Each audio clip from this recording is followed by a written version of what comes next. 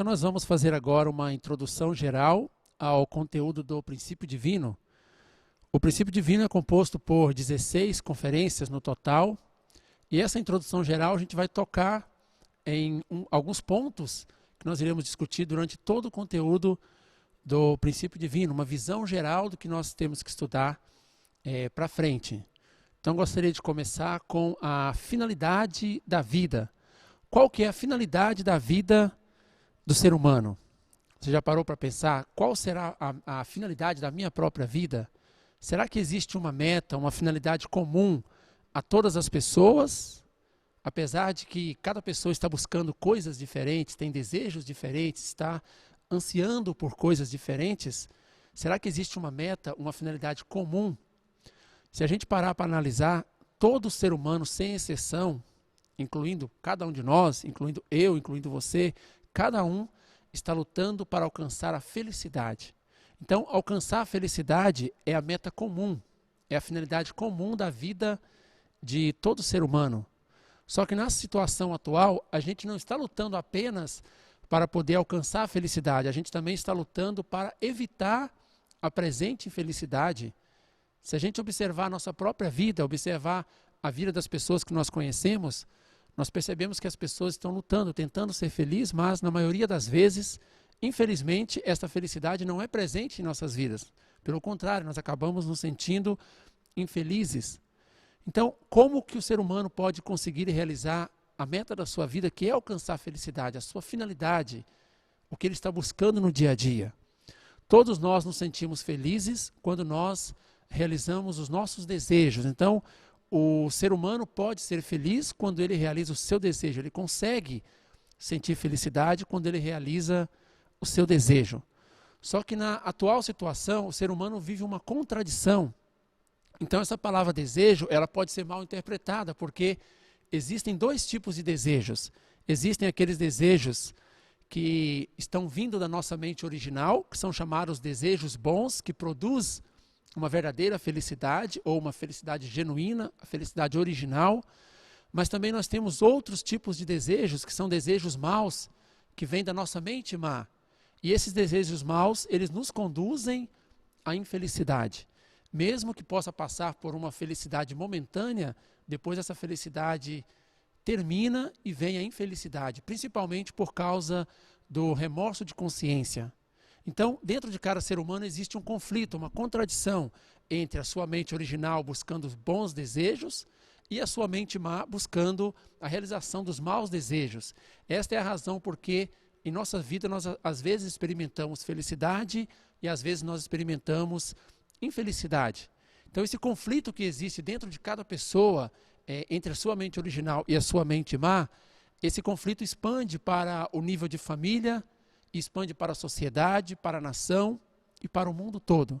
Então, todos aqueles conflitos que existem a nível mundial, na verdade, a essência, a origem desses conflitos é dentro da mente, dentro do coração de cada indivíduo, que depois expande para a família, sociedade, nação e chega até o nível mundial. Então, o mundo hoje está vivendo em constante contradição. Tudo que existe está vivendo em constante contradição dos dias de hoje. Mesmo a família, a sociedade, cada pessoa, cada indivíduo está vivendo em constante contradição. E tudo aquilo que está vivendo em constante contradição, a tendência é se autodestruir. Então nós estamos vivendo num estado de destruição. Será que desde a origem do ser humano, desde que o ser humano iniciou a sua vida, desde que Deus colocou o ser humano na Terra, será que ele já existe com esse estado de contradição? Esse estado de, às vezes, buscar a felicidade, muitas vezes encontrar a infelicidade no seu caminho? Será que Deus já criou o ser humano assim? Será que desde a origem da vida humana já foi dessa forma? Quando nós olhamos a Bíblia, de acordo com o cristianismo, esse estado de contradição humana, ele aconteceu devido à queda do homem. Quando Adão e Eva caíram, comeram do fruto da árvore da ciência do bem e do mal, isso produziu a queda do homem e a partir daí o homem entrou nesse estado de contradição.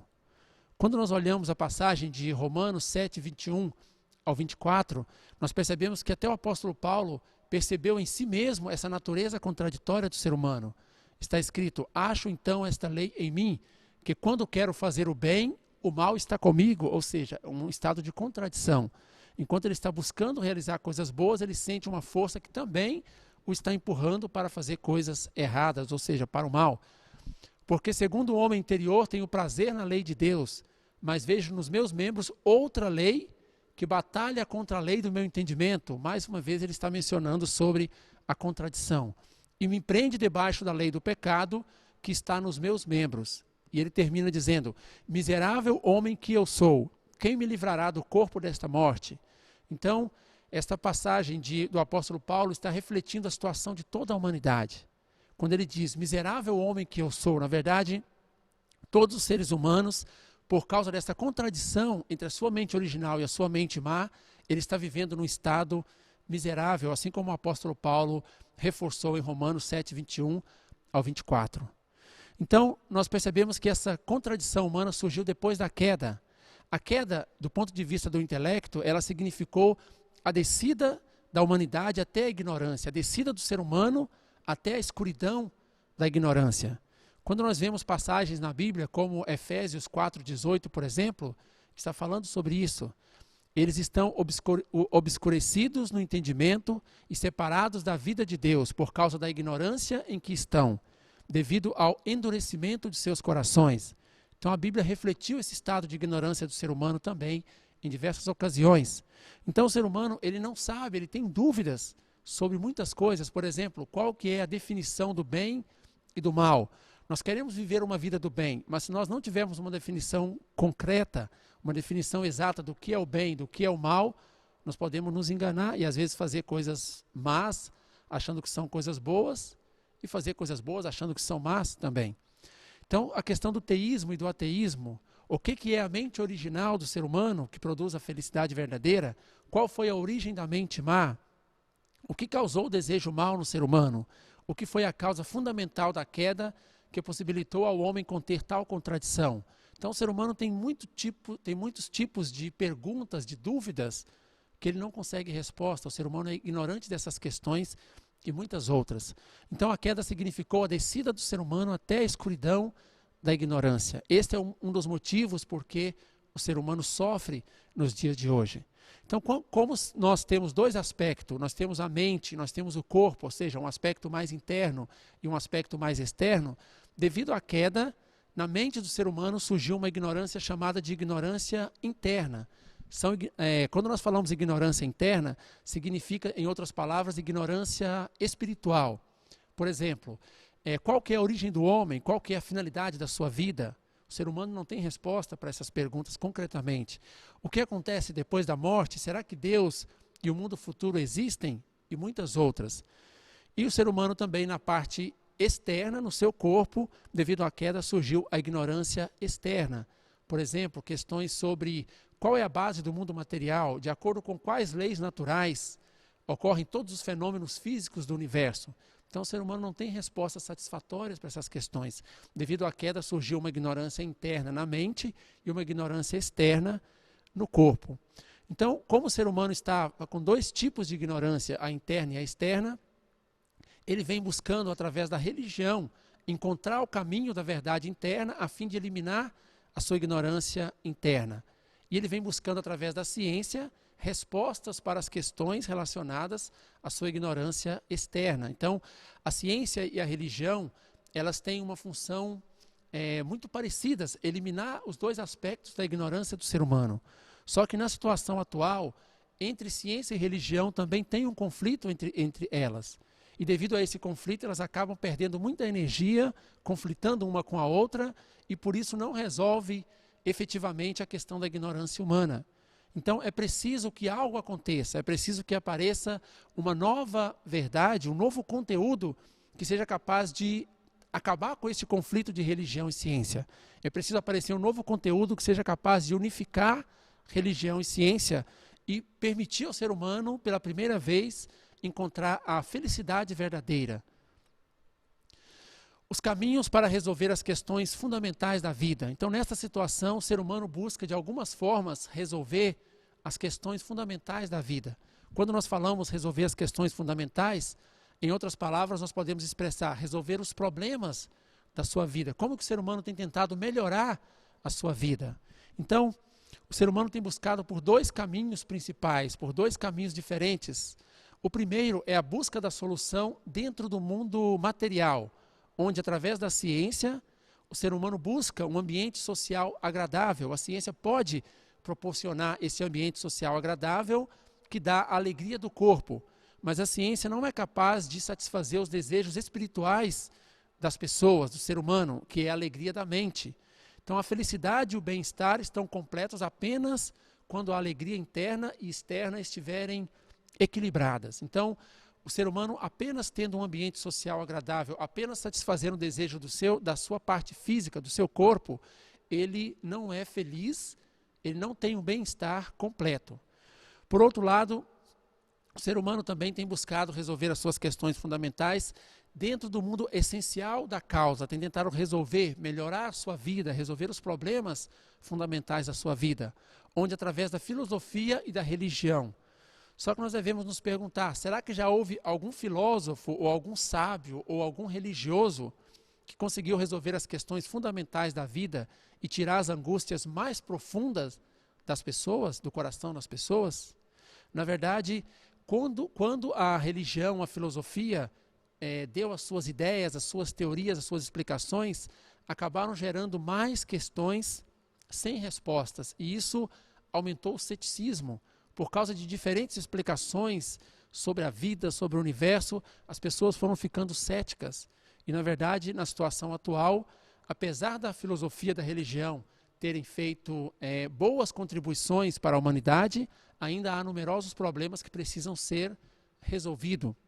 Por exemplo, nós podemos pegar a questão do cristianismo. Durante 2000 anos, o cristianismo expandiu até o nível mundial, buscando e professando a salvação da humanidade. Mas o cristianismo chegou num limite onde o cristianismo não conseguiu superar aquele ponto.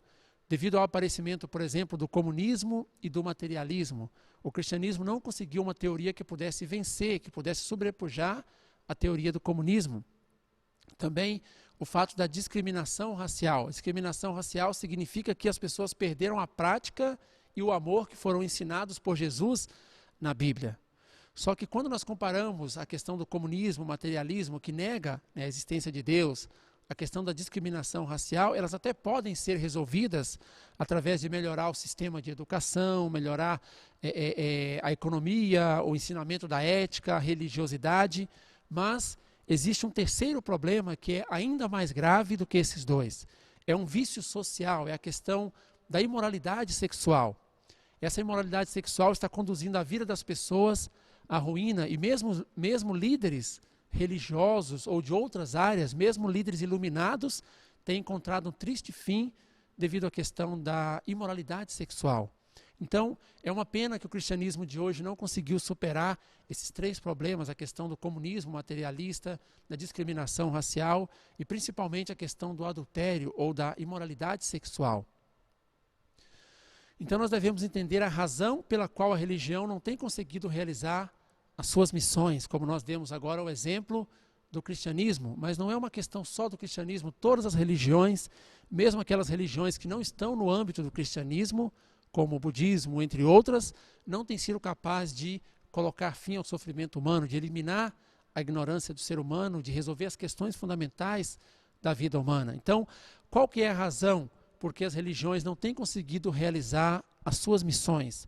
Também nós podemos apresentar dois pontos diferentes. A primeira razão é porque a religião tem uma tendência de negar a importância da felicidade física para enfatizar a realização da alegria espiritual. Então, originalmente, a nossa mente e o nosso corpo não devem ser separadas. Assim como o mundo físico e o mundo espiritual também não devem ser separados. Então, a felicidade espiritual e a felicidade física, originalmente, também não devem ser separadas uma da outra. Então, quando a religião dá muita ênfase apenas na busca da felicidade espiritual, negando a felicidade física, acaba chegando numa contradição, porque mesmo as pessoas religiosas não conseguem cortar os desejos de ter felicidade física. Esse desejo de ter felicidade física, do corpo físico, está seguindo as pessoas assim como se fosse uma sombra. Então muitos líderes foram dilacerados por tais contradições e tiveram um triste fim. Esta é a razão, uma das razões, a primeira razão por que as religiões não conseguem realizar suas missões, porque não conseguiu superar esta contradição. Enquanto está dando ênfase para evitar a felicidade física, de fato as pessoas religiosas, claro, não só as religiosas, não estão conseguindo negar esta parte. E na verdade não é para ser negada, porque é algo original. Assim como a mente, o corpo, o mundo espiritual, o mundo físico, a felicidade espiritual e a felicidade física não devem ser separadas. O outro ponto, porque a religião não tem conseguido realizar completamente as suas missões, é a carência de explicações lógicas e científicas. Para as pessoas poderem praticar os ensinamentos religiosos, as pessoas precisam acreditar. Quando elas acreditam, elas conseguirão praticar. Para poder praticar e acreditar, elas precisam compreender. E para compreender, elas precisam de explanações, explicações lógicas e explicações científicas. E a religião é carente desse ponto, não dá ênfase em explicações lógicas e explicações científicas. Então, o intelecto humano se tornou altamente sofisticado nos dias de hoje, requerendo uma interpretação lógica e científica até mesmo para compreender a realidade total, para poder compreender a verdade interna. Até mesmo a verdade interna precisa de lógicas e explicações convincentes. A necessidade de uma nova verdade. Então, nessa situação atual que nós explanamos até agora, nós chegamos numa conclusão que o ser humano precisa de um novo conteúdo, de uma nova verdade. Mas deve ser estranho, principalmente para as pessoas religiosas, escutarem alguém explicar que deve aparecer uma nova verdade.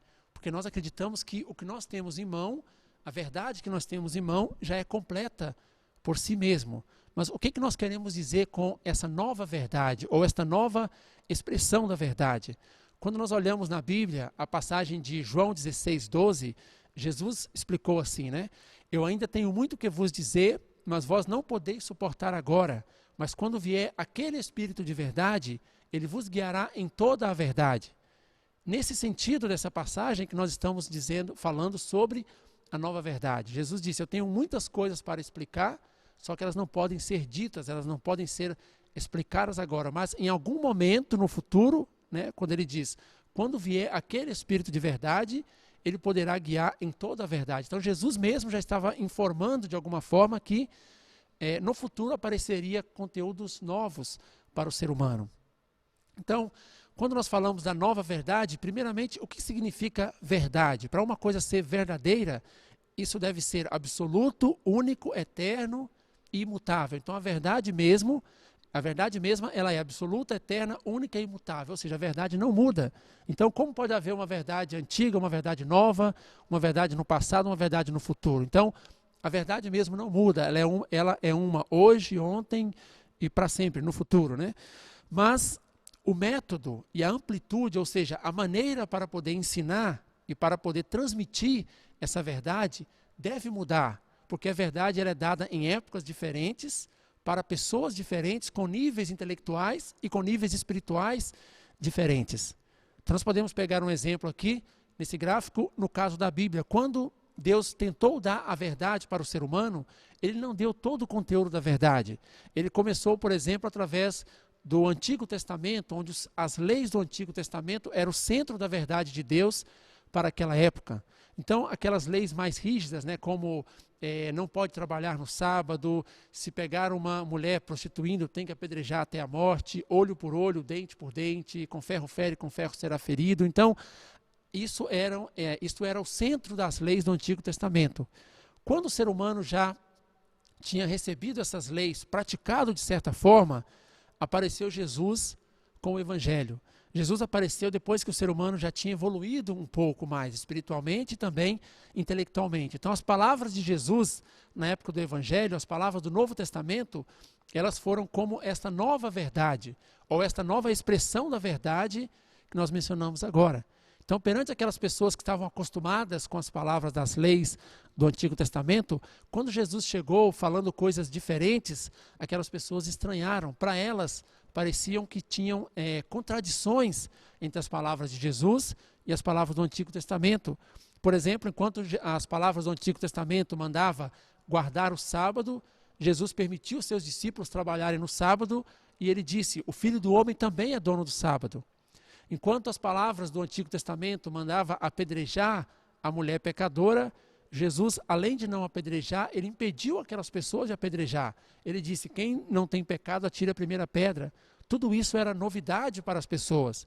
Enquanto as leis do Antigo Testamento eram aquelas leis rígidas de olho por olho, dente por dente, com ferro fere, com ferro será ferido, Jesus, ele ensinou sobre amor, perdão, arrependimento. Ele ensinou que se você levar um tapa de um lado do rosto, você tem que virar o outro lado.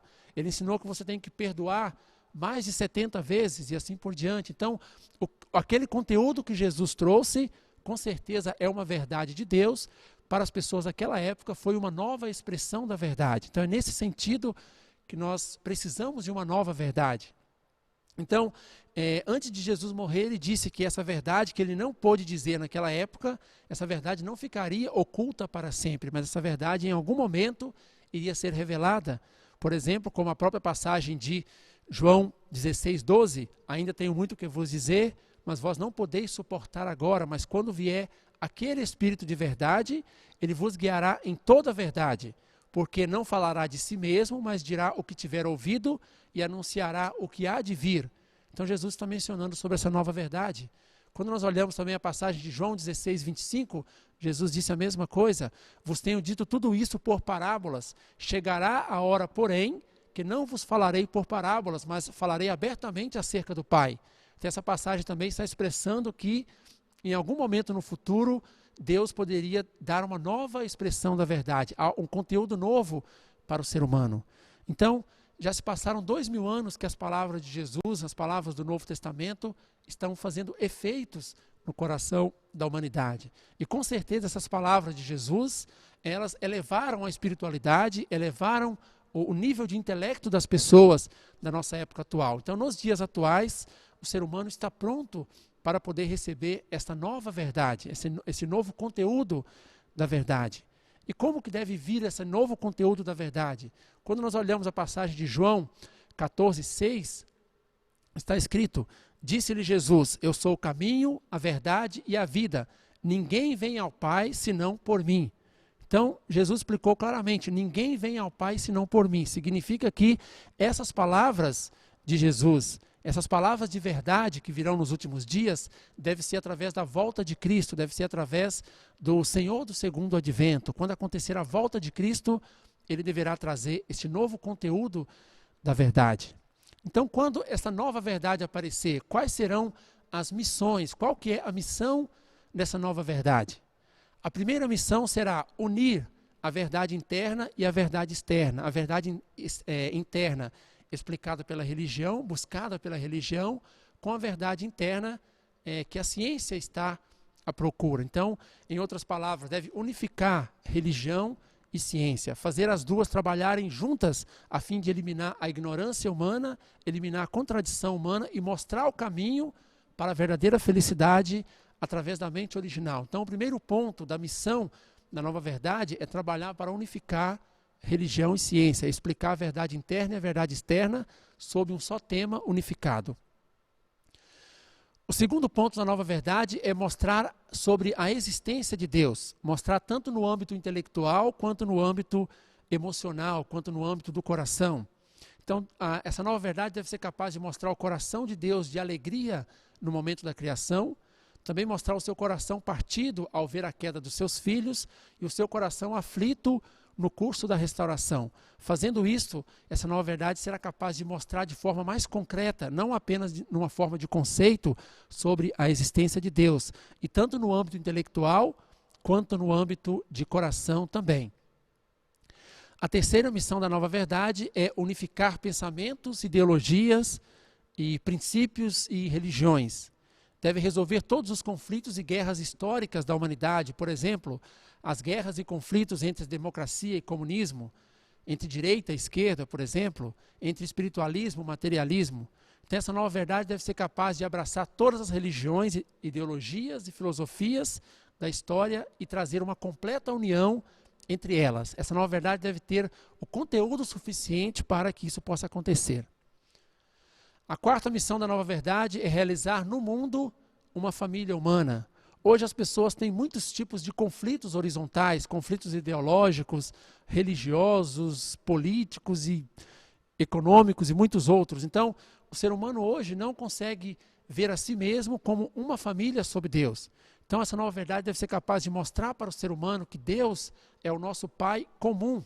Então o ser humano vai entender que todos ao seu redor são seus irmãos e irmãs. Então a nova verdade deve ser capaz de transformar o mundo em uma família humana. Isso significa cumprir a finalidade da religião, que é estabelecer o mundo ideal, o mundo de uma família sob Deus. Em outras palavras, isto é o reino do céu na terra. Então, para estabelecer esta família humana sob Deus, tem que mostrar claramente Deus na condição e na posição de pais, e todo ser humano na posição de filhos e automaticamente de irmãos e irmãs. A quinta missão da nova verdade é resolver as questões fundamentais da vida e restaurar o homem de volta para o seu estado original. Para isso, a nova verdade deve ser capaz de ensinar para ele a finalidade original da criação e qual que é o processo para que ele possa voltar para o seu estado original, o processo de sua restauração.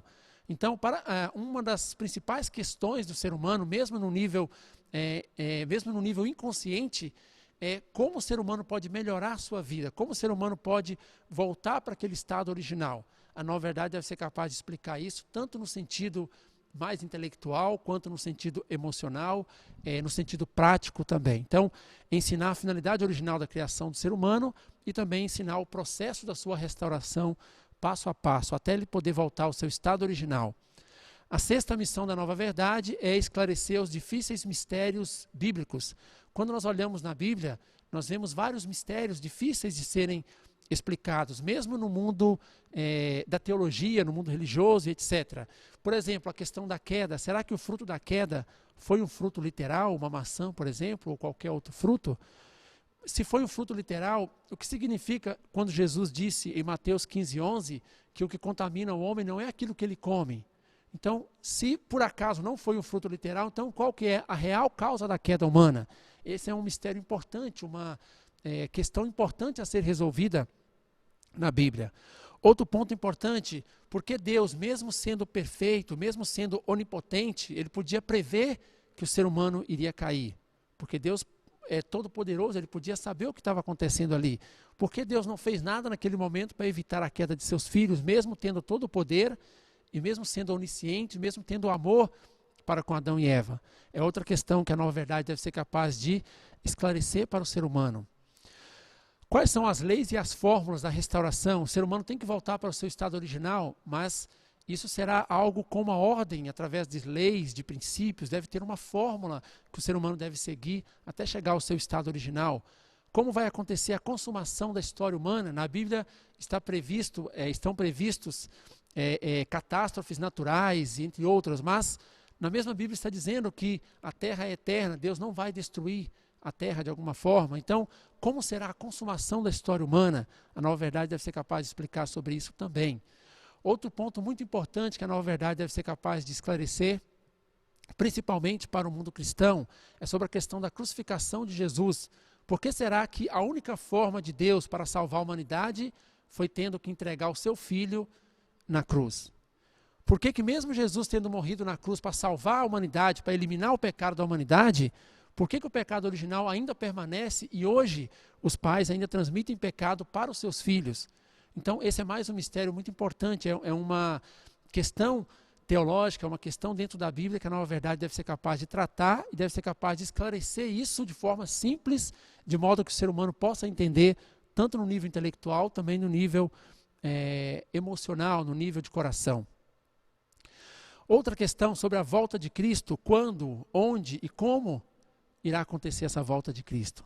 Então, a nova verdade deve ser capaz de esclarecer todas essas difíceis questões da Bíblia.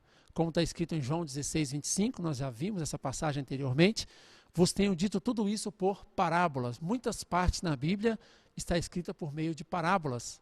Chegará a hora, porém, que não vos falarei mais por parábolas, mas falarei abertamente acerca do Pai. Então, nós já estamos na época, no ponto, tanto intelectualmente quanto a nível de coração e espiritualidade, para que essas palavras que Jesus prometeu 2000 anos atrás, que não ficariam ocultas, essas palavras podem chegar a nossos corações, ao nosso intelecto também.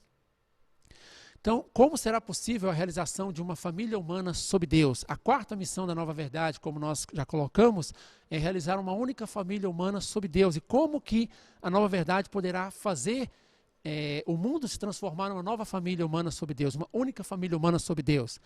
A Nova Verdade deve ser capaz de mostrar a realidade de Deus e a realidade do mundo espiritual para o ser humano.